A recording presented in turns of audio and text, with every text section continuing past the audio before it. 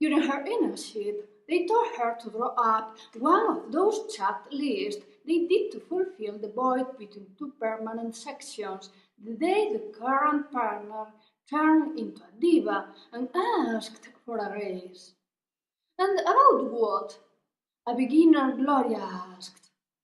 About what you want. Of the most elegant, the most handsome, the most womanizer, or the worst dressed. I leave it on your discretion. If you want to become an editor, you have to learn to take decisions. The boss who Gloria learned the snootiness from said.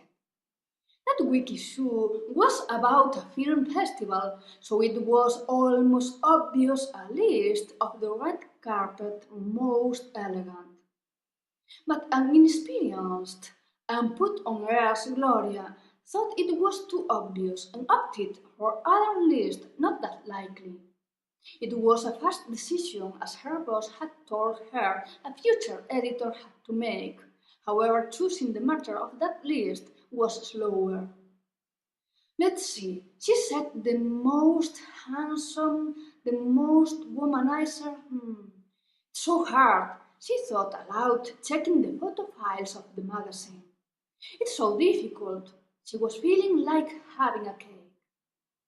Thousands of pictures passed in front of the eyes of that Gloria still a bit naive. Forward, backwards, she didn't distinguish them yet. Oh dear. At the end, the most obvious is going to be the best. She surrendered at last. She took the phone diligently to speak with the editorial team. "'Tis me, Gloria. I need to see the red carpet photo shoot to make," she said, not adding a please or at least a good morning. She says she's Gloria and that she wants the pictures of the festival. They were talking between two of them with the phone off the hook. "Who is this?" the other asked. "The one doing the internship, I suppose, because they didn't hire anyone lately, I think," the one with the phone on her hand said. "Well then, tell her to wait for the magazine," the other dropped. "I need them to draw a list up," Gloria shouted through the receiver. "She says she is going to draw a list," the one with the phone on her hand repeated. "A list? Hang up on her," the other almost ordered. And she hung up. "You bitch, we sent her some copies and that's all, isn't it?" Half laughed the one with the phone. "Really? Do you know what for does she want them? Maybe she is going to sell them or put them on the internet. I know these clever dicks." The first one was talking without diverting her sight from the screen.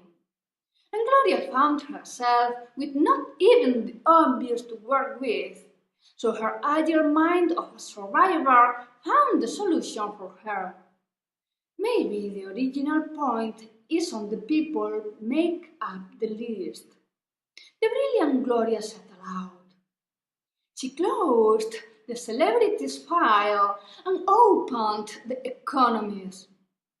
The research looked through all the pictures of the files of the editorial group, one by one paying attention to every detail.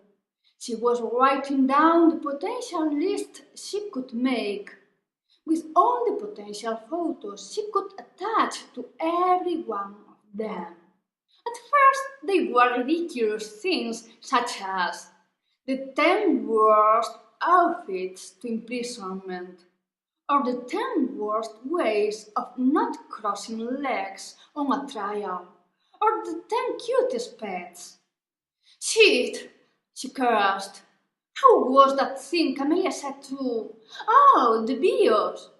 She hurried up to search through the directory the folder she had seen Camelia opened when their boss asked her for the red heading next to the actor of the moment.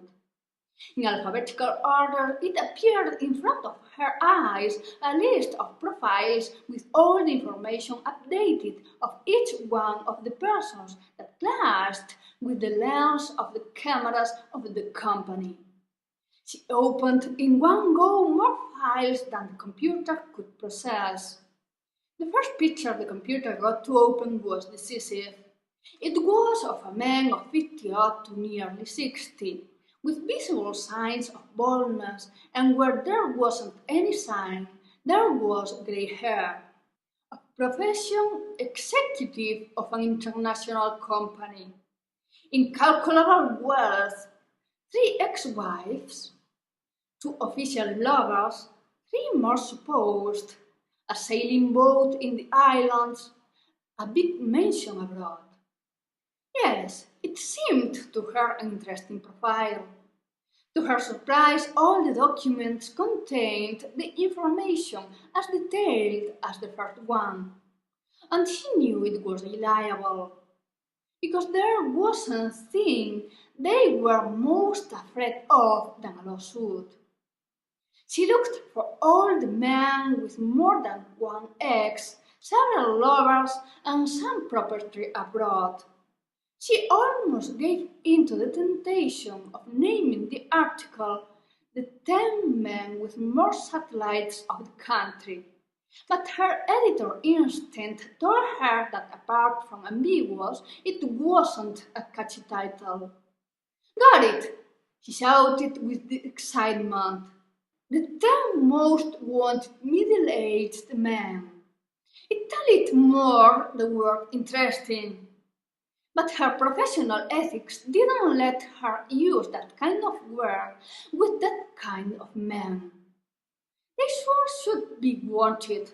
Maybe not by their look, but being the documents reliable, having several ex-wives and several lovers should be indicative of some kind of desire, she thought. The ranking didn't have too much impact. She didn't obtain any congratulation, but neither a telling off. In her inner, she felt the first step to the editor-in-chief post given. No, her partners gave hundreds of steps like that every day, and they still were resistant. "Come here, please." The receptionist called her. She wasn't completely secure. She was afraid they gave her the boot, more for contagion than for fear itself, because the company had an agreement with the university, and it was profitable for them keeping her working the useless she was. "They brought these flowers for you. It brings a card," she pointed out with malice. Gloria read the invitation to have dinner, not recognizing in the signature the first man the computer had shown to her when it uncrashed.